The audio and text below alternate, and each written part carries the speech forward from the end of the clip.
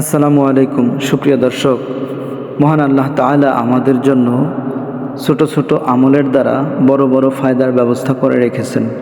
যেমন আমরা যদি 3 বার সূরা ইখলাস তেলাওয়াত করি, তাহলে আল্লাহ পাক রব্বুল আলামিন আমাদেরকে 1 খতম কোরআনে পাক তেলাওয়াত করার সওয়াব দান করবেন।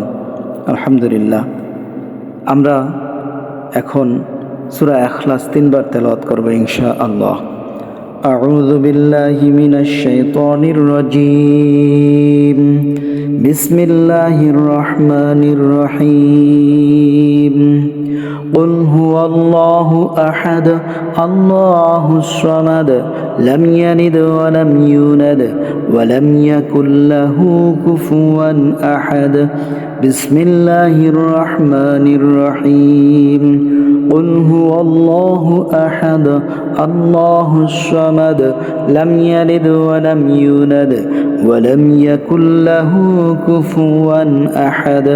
بسم الله الرحمن الرحيم.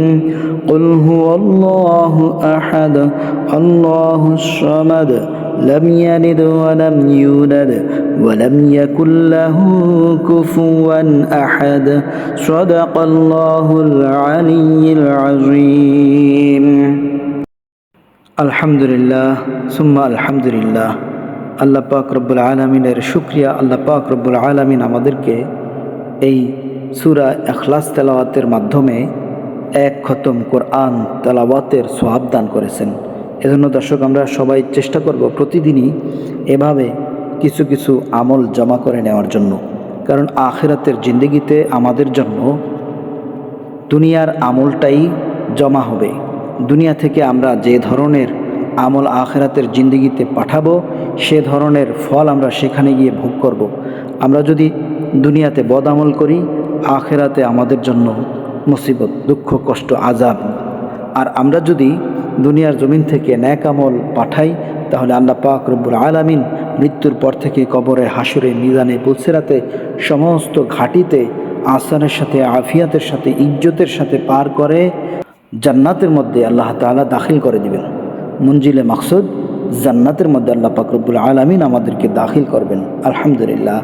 দর্শক, আমাদের সকলের উদ্দেশ্য আমরা যেন আসানের সাথে, আফিয়াতের সাথে, ইজ্জতের সাথে জান্নাতে পৌঁছতে পারি।